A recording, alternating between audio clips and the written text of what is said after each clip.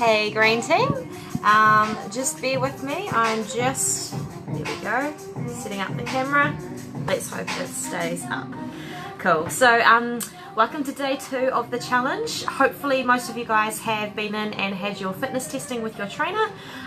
Gym was pumping yesterday. We had quite a few people coming through doing the fitness test, so really awesome to see. Currently we have 53 people registered here at Green Lane, so really awesome guys. I'm so proud of you all for getting on the challenge.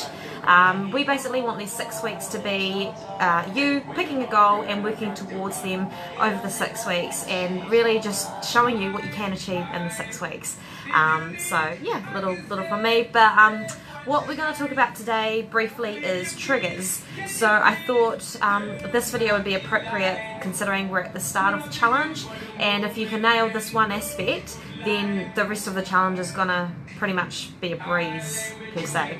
So I talk about this a bit with my clients, and I know that other trainers do as well. Triggers basically have positive triggers and negative triggers.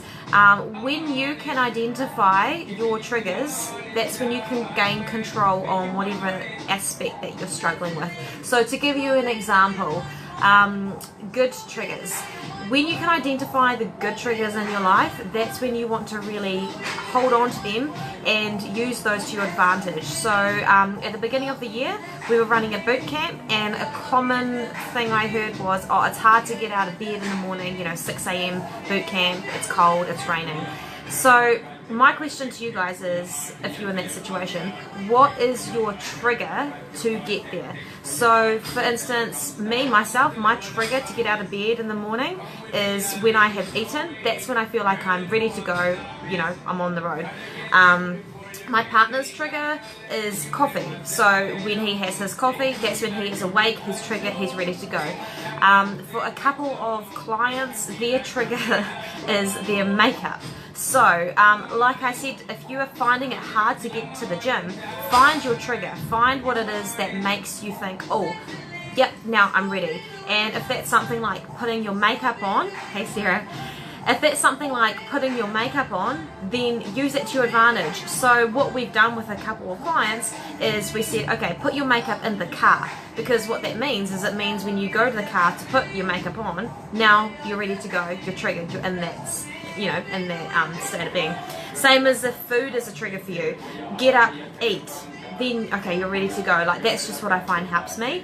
A classic one is just the alarm, just the action of getting out of bed. So if you find it hard in the morning, if you say to yourself, right, I'm going to complete a workout this morning, 6 a.m. want to be at the gym, got to get up at 5, that alarm goes off and you keep pushing snooze, you've got that tendency to push snooze, put the phone on the other side of the room, set it for super loud, and I can promise you, you will be triggered to get up, go to that alarm and turn it off, and then you will be awake, you're out of bed. So for a lot of people, it's just that action of actually just getting up in the morning. So if that's, you know, if that's something you guys struggle with, try it. You'll find if you've got your phone on loud for a start, you'll be quick to get it, you know, on quiet, so you don't wake the rest of the house up. And the fact that it's on the other side of the room is forcing you to get out of bed and go get it. Another one could just be simply gym gear. So I hear quite a bit that, you know, once I have my gym clothes on, that's when I'm triggered, that's when I'm ready to go. That's so humorous, I love it. So yeah, so if that's the case, then have your gym clothes set up, ready to go. It may just be that the night before you have to be a little bit organised and get them there, but it means when you get up, you've got those clothes there. Once they're on, you're ready to go. It's kind of like a costume you're putting on. So yeah, my question though to you guys is, I want to know, what is your trigger? What do you find helps you to kind of switch into that mindset of, yep, okay, cool, I'm ready to go.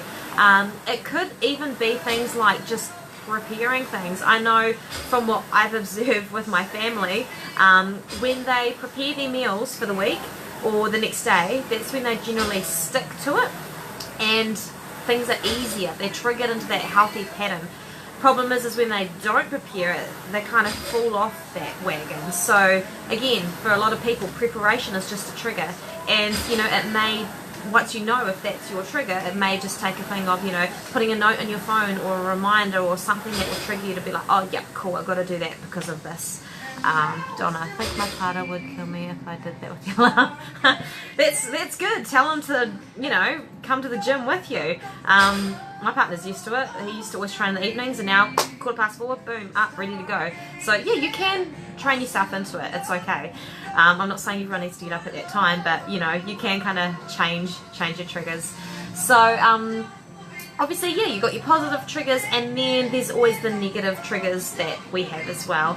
So for a lot of people, it may be certain smells of food, certain experiences of, like, you know, sitting down in front of a TV. You're like, okay, this action of being here, I feel I need to eat something. Classic is going to the movies. Like, we're kind of in a society now that makes us feel like whenever we go to the movie, we have to sit there and eat. Like, we can't just go to the movie and just sit there and enjoy it with our mates. We have to be eating something. So if that's something that you feel and, you know, you want to kind of follow, then obviously just pick healthy snacks. When we go to the movies, we might take like a protein bar or something that you've made at home. Like, it doesn't have to be chips and popcorn from the movies. You can take in healthy things. Yeah, so that's just an idea. But yeah, once you kind of get a hold of what your triggers are, whether they be good or bad, then you'll kind of have a feel as to where you are at in your fitness journey. So we've got a couple of people watching at the moment. Does anyone have any questions about triggers, or any kind of triggers they want to share? Because it's quite common that, you know, someone may have a trigger and someone else may also have a similar thing. My trigger personally, my negative trigger is if I have something there, I will eat it. So I love dates. Now, dates are super healthy for you, obviously. Really good source of natural sugars, quite high in fiber as well. So that's why they say if you're struggling to go to the bathroom, just have a couple of dates. That will help things along. So dates are super good. However, a whole packet isn't. And I could easily eat a whole packet. So that's one of my triggers. If I've got dates in the pantry, I will just eat the whole packet. There's no portion control there. So that's where I tell myself that, okay, Shannon, a whole packet of dates probably isn't the most nutritious thing right now. There is a lot of sugar in that. Maybe just don't buy it until you know you're going to need it, and you can obviously, you know, put it in cooking or do something with it. It's not just going to sit there. And I know that's quite common with a couple of clients as well, members in the gym that we see. You know, if you've got something sitting there, that's when you tend to kind of go and eat it. So it sounds so basic, but it can be quite challenging. You know, we go to the supermarket and we become patterned into buying things that we always buy. So maybe have a little challenge with yourself next time you go to the supermarket. Firstly, before you go in, identify what your triggers are. Do you find when you're walking around the store you tend to grab the same thing without thinking about it? Or do you, you know, sort of go off your emotional cravings of, oh, I have to have chocolate because I feel this way? There's always other options, but once you can identify that trigger and not purchase it, basically it's not going to be in your home, therefore you're not going to eat it. Like, it's honestly that simple. If you struggle with portion control, and I actually do struggle with stuff like that personally. I'm pretty sure I'm not the only trainer that does. So it's easier just to not have it in the house versus having it in the house and having to, you know, be thinking about it. My negative trigger is a glass of wine while cooking. Yeah, cool. Love it, Donna. So she just said that obviously wine when she's cooking. Again, it's just a thing that we become patterned to. So if you find that when you're cooking you need to kind of have something in your hand or be eating something, just, I don't know, chop up some carrot sticks, some cucumber, something. Like, I'll often just chew on things like that if I'm really hungry, or even a simple act of just having gum. Just chewing gum when you're cooking can kind of help, because mentally it's like, yep, you're eating something, but obviously you're not eating bags of chips and whatnot. And in terms of wine, one thing that we tried with a client that actually worked pretty well was switching to soda water. So she would just have soda water in a glass like it was a proper, you know, thing. Yeah. And basically when she was, you know, cooking dinner or whatever, she'd just have a thing of soda water. Flavour it, so it's kind of nice, but it's that bubbles, so it's sort of the same sensation as champagne or whatever. Or you could just go for, you know, something that is low in sugar but has the same kind of act as wine, and slowly switch to that. But again, yeah, it can be kind of hard to get yourself out of that pattern of doing it, But just try it next time. Just try having like soda water instead of wine. You might be surprised. And if you put it in a glass, like a wine glass, you'll trick your brain into thinking, oh yep, it's an alcoholic beverage of some sort, even though it's not. So yeah, you can try that.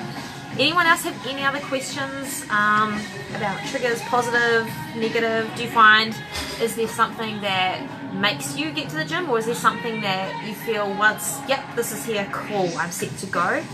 Can share away with the group. What else? Just thinking in terms of triggers. Soda water with a slice of lemon is super yum. It is, honestly is. People think I'm super boring, but when I go out, I like, instead of drinking, that's another thing too, if you find when you go out, like there's this social expectation of you have to drink. It's not you have to drink alcohol, it's just you have to drink. So when you look at it like that, you could literally be drinking anything in the world. And yeah, when I go out, I'll just have soda water and lemon or lime, and honestly, you can still enjoy the night without having to have heaps of calories through the sugar from the alcohol, and then of course the day after effects of that as well. So hopefully that helps anyway, just kind of a brief touch on triggers.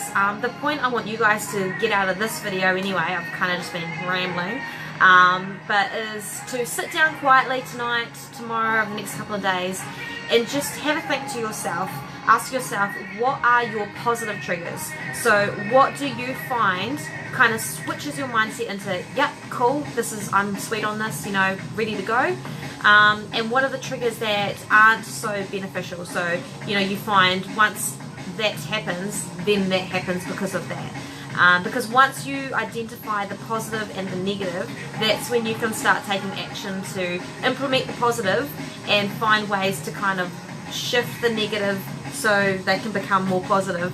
And you're not, you know, depriving yourself of anything in life. You're still enjoying life, but you're learning your behavior patterns so you can take better control of that. So yeah, that's just a little one for me. I better get back to the desk, but if you guys have any questions, comment below. Throughout the next 6 weeks, we'll just be doing random Q&As throughout the day, and hopefully it provides you guys with some knowledge as well, so you can start implementing them and tell me how you get on. Otherwise, I'll see you guys in the gym. Keep smashing it hard. Feel free to upload what you're eating, what you're doing for your training. Just motivate everyone. I look forward to seeing all the comments. Cheers, guys.